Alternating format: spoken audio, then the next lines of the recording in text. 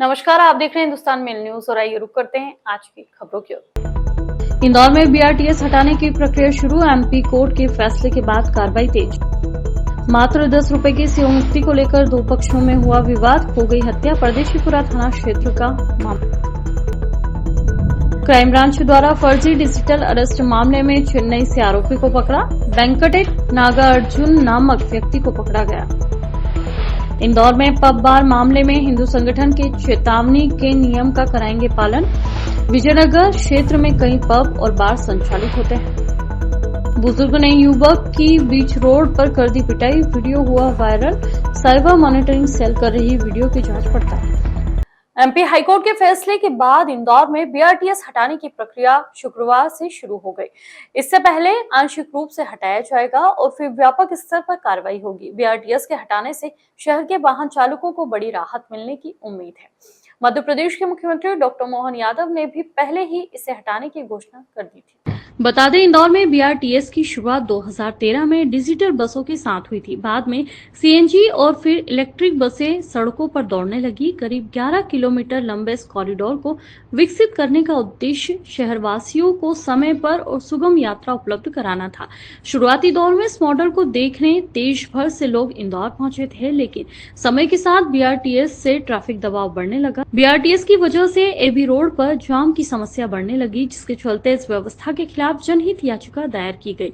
न्यायालय के आदेश के बाद बीआरटीएस को हटाने का निर्णय लिया गया। इंदौर के महापौर पुष्यमित्र भार्गव ने बताया कि शुक्रवार से बीआरटीएस के कुछ हिस्सों को हटाने की शुरुआत हो चुकी है। इंदौर के प्रभारी मंत्री और मुख्यमंत्री डॉक्टर मोहन यादव ने पहले ही बीआरटीएस हटाने का ऐलान कर दिया था। 11.50 किलोमीटर लंबे बीआरटीएस कॉरिडोर का एक हिस्सा पहले ही बंद किया जा चुका है। कुछ महीनों पहले फ्लाईओवर निर्माण के चलते देवास नाका और उत्साह चौराहे पर स्थित बस स्टॉप को बंद कर दिया गया। वर्तमान में आई बस सेवा केवल राजीव गांधी चौराहे से स्कीम 78 तक ही संचालित हो रही है। शहरवासियों का कहना है कि बीआरटीएस की वजह से सड़कों पर ट्रैफिक का दबाव बढ़ गया था, जिससे रोजाना जाम की स्थिति बनती थी। अब इसके हटाने से वाहनों को अधिक जगह मिल सकेगी और यातायात व्यवस्था पहले से अधिक सुचारू होगी। स्थानीय प्रशासन का दावा है कि बीआरटीएस हटाने के लिए सिरे से ट्रैफिक व्यवस्था को व्यवस्थित किया जाएगा, जिससे शहर की परिवहन व्यवस्था और बेहतर हो सके। कुछ लोग चाहते थे कि बीआरटीएस होना चाहिए, कुछ चाहते थे कि नहीं होना चाहिए। फिर एक जो मत बना कि खाली 65,000 लोगों के लिए एकदम शहर के 25 लाख लोग तकलीफ पाएँ, इसके लिए ज़रूरी है कि बीआरटीएस ख़त्म किया जाए।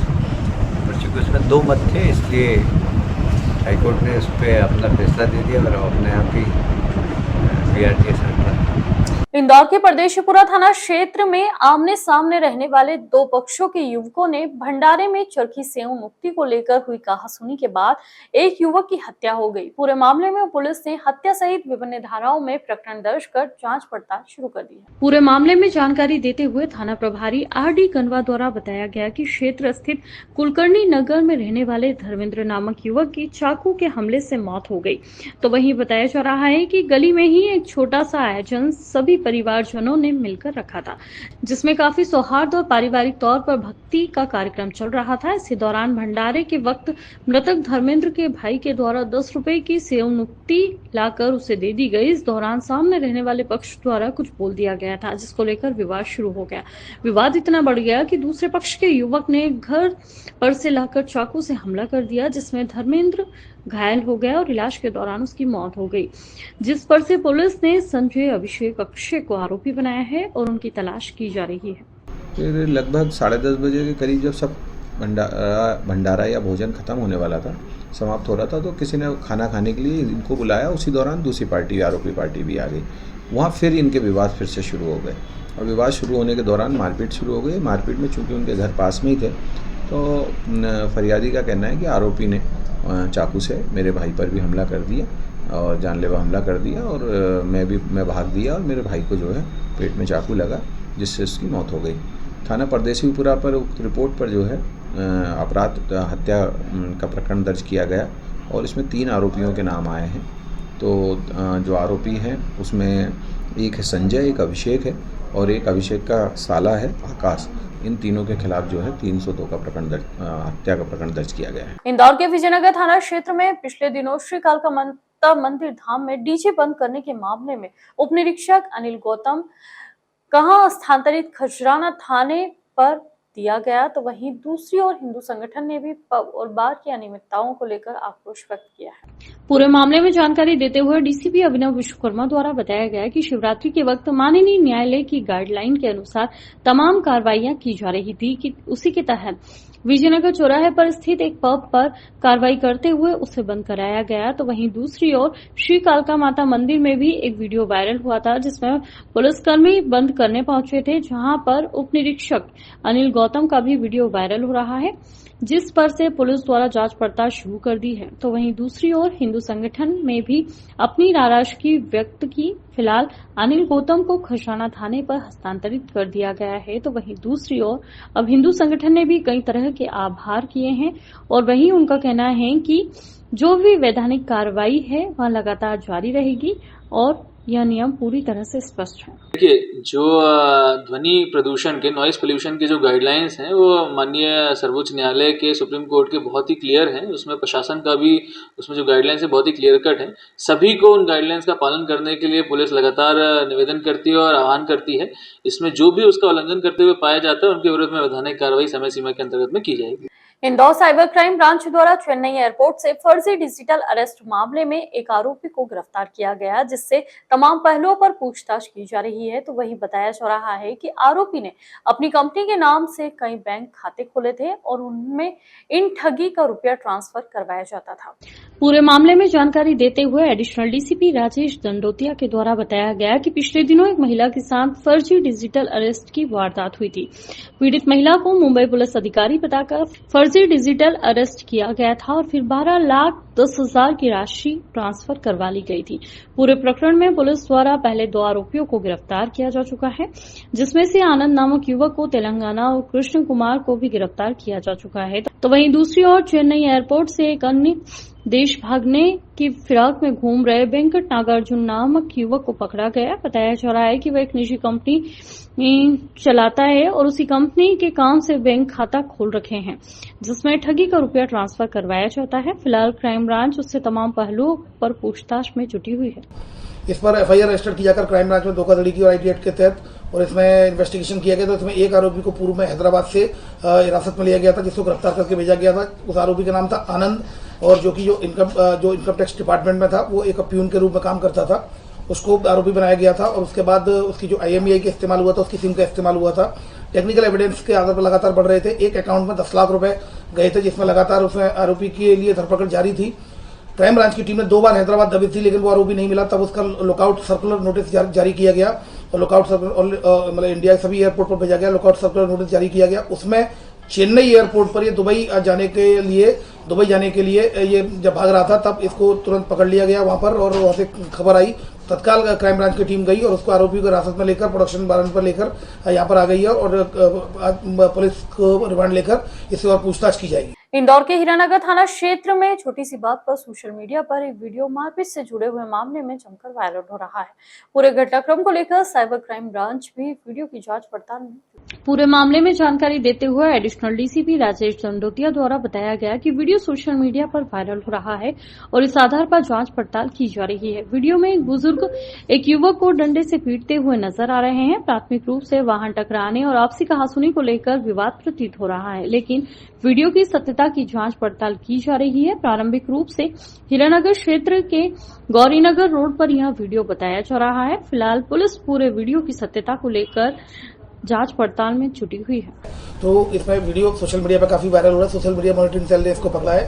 संभवतः ये हीरानगर क्षेत्र का हो सकता है। फिलहाल इसको आइडेंटिफाइड किया जा रहा है और इसमें क्या स्थिति थी, क्यों ऐसा हुआ था, क्या इसमें कारण है और फरियादी कौन है और किस घटनाक्रम के तहत ऐसा हुआ है, ये और वीडियो कब का है, इन सारी चीजों के लिए क्राइम ब्रांच की सोशल मीडिया मॉनिटरिंग सेल उसको जांच कर रही है। इंदौर के प्रतिष्ठित व्यापारी निखिल अग्रवाल द्वारा 40 वर्षों से इंदौर में अनाज एक्सपोर्ट की दलाली के व्यापार में शामिल कई बड़े नामों पर गंभीर आरोप लगाए हैं। आरोप है कि कुछ व्यापारी समूहों ने षड्यंत्र पूर्वक निखिल अग्रवाल को फर्जी मामलों में फंसाकर करोड़ों रुपए के माल की डिलीवरी से बचने के लिए कूट रचित दस्तावेजों का सहारा लिया, जिसकी शिकायत मंत्री कैलाश विजयवर्गीय से भी की गई है। बता दें, मंत्री से मुलाकात कर निखिल अग्रवाल सहित अन्य 3 सामाजिक संगठनों के प्रमुख ने ज्ञापन देकर बताया कि कैसे निखिल अग्रवाल ने इन षड्यंत्रकारियों के खिलाफ सत्य की लड़ाई लड़ी और माननीय उच्च न्यायालय के मार्गदर्शन में पुलिस को आवेदन किया, जिसके बाद पुलिस ने इन व्यापारियों के खिलाफ जांच शुरू की है। आरोपियों ने अनिल मित्तर, संजय एरन, सुरेश जाट, कमलेश पटेल, प्रतीक पटेल, ऋषि पटेल, ब्रजेश खंडेलवाल, गिरधारी लाल गोवर्धन, सुमित अग्रवाल, विपुल पिता शरद अग्रवाल, दिलीप अग्रवाल, धनराज अग्रवाल और धनजी भाई पटेल जैसे कई फर्मों के नाम शामिल हैं। न्यायालय के आदेश पर पुलिस ने 156(3) के तहत एफआईआर दर्ज की है, लेकिन फिर भी समस्त धाराओं का समावेश नहीं किया गया। इसके बाद उच्च न्यायालय में शपथ पत्र प्रस्तुत किया गया और आरोपियों के खिलाफ कार्रवाई की दिशा में और अधिक साक्ष्य प्रस्तुत किए गए। इन आरोपियों पर 150 करोड़ रुपए की इम्पोर्ट ड्यूटी की चोरी करने का आरोप भी है, जिसके बाद कस्टम विभाग ने इन आरोपियों के खिलाफ कार्रवाई की और उन्हें गिरफ्तार किया गया। हमने कैलाश जी को बताया कि ऐसे लोग जो इंदौर में 150 करोड़ की कर चोरी करी, 300 करोड़ की पेनल्टी सहित इन लोगों के ऊपर कस्टम की कार्रवाइयाँ हुई और इससे हजारों करोड़ का किसानों को नुकसान हुआ। इन सब चीज़ों पे आपकी दृष्टि जानी चाहिए, आप लोगों के ध्यान में, संज्ञान में हमने उनके लाए।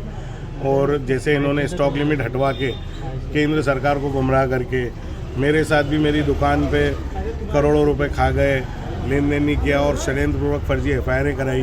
तो आज हमारे साथ अग्रवाल समाज के 3 संगठनों के वरिष्ठ लोग सब आए हैं और हमने सबको कैलाश जी को आग्रह किया है कि साहब ये इस टाइप के कृत्य करने वालों के खिलाफ सख्त कार्रवाई होनी चाहिए, जो आगे इस टाइप का करने का कोई प्रयास न करे। पारिवारिक झगड़ा है, मुझे लगता है, ऐसा लगता है मुझे, मैंने पढ़ा उसको, तो समाज के कुछ लोगों का झगड़ा है वो, अब मैं देखूँगा उसको, उसमें न्यायालय में भी चल रहा है वो, और अब उसमें क्या हो सकता है उनसे बात करनी है। मंत्री कैलाश विजयवर्गीय ने इंदौर में बीआरटीएस को लेकर अहम बयान दिया है। उन्होंने कहा कि बीआरटीएस को हटाने की प्रक्रिया शुरू हो चुकी है और इंदौर महापौर ने इसे 3 से 4 महीने के भीतर पूरी तरह से हटाने की योजना बनाई है। विजयवर्गीय ने स्पष्ट किया कि शहर के यातायात को व्यवस्थित रखने के लिए भी यह कदम उठाया जा रहा है। इसके साथ ही विजयवर्गीय ने पीथमपुर में राम की प्लांट पर जलाए जा रहे यूनियन कार्बाइड के कचरे पर भी प्रतिक्रिया दी। उन्होंने बताया कि इस कचरे को जलाने की प्रक्रिया हाईकोर्ट के निर्देशों के अनुसार की जा रही है और सभी संबंधित अधिकारी प्लांट पर मौजूद हैं। उन्होंने कहा कि कचरे के बारे में विस्तृत रिपोर्ट उच्च न्यायालय के सामने पेश की जाएगी और जनता को भी इसके बारे में जानकारी दी जाएगी। इनके साथ ही कैलाश विजयवर्गीय ने शिवरात्रि के दौरान विजयनगर स्थित कालका माता मंदिर में पुलिस द्वारा भजन कीर्तन को बंद करवाने पर भी अपनी प्रतिक्रिया दी। उन्होंने कहा कि त्योहारों के अवसर पर लोगों को भजन और कीर्तन करने की पूरी छूट मिलनी चाहिए। यदि पुलिस ने ऐसा किया है तो यह गलत है और सरकार इस पर उचित कदम उठाएगी।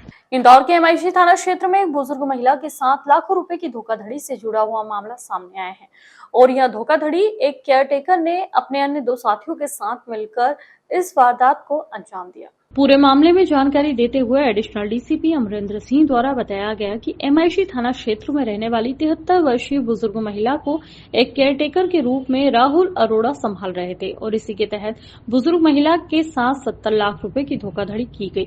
बुजुर्ग महिला की असमर्थता को पहचानते हुए भी महिला का घर तक बेचने की बात सामने आई है। फिलहाल पुलिस द्वारा पूरे मामले में बुजुर्ग महिला के बताए अनुसार विभिन्न धाराओं में प्रकरण दर्ज कर लिया गया है। बताया जा रहा है बुजुर्ग महिला के अंगूठे और अन्य दस्तावेजों में भी छेड़छाड़ कर धोखाधड़ी की गई है। मतलब बेसिकली जब वो वेजिटेटिव स्टेज में थी उसके बाद भी उनके जो फिंगरप्रिंट्स हैं, उनका जो थंब है और भी उनके जो साइन और मोबाइल का उपयोग करते हुए उनके साथ एक मतलब काफ़ी बड़ी धोखाधड़ी अलग अलग बैंकों के माध्यम से पैसा को विड्रॉ किया गया है और उसको साइफन किया गया है। इस आधार पर पुलिस ने इसमें प्रारंभिक रूप से एक अपराध पंजीबद्ध को इस पर कॉग्निजेंस लिया है और इसमें 420 सहित अन्य धाराओं में अपराध पंजीबद्ध करके इसमें नामजद जो आरोपी भी इसमें राहुल और अन्य जो उसके 2 लोग हैं उनको उसमें नामजद आरोपी बनाया गया है और अपराध पंजीबद्ध करके पूरे मामले को इन्वेस्टिगेशन में लिया है।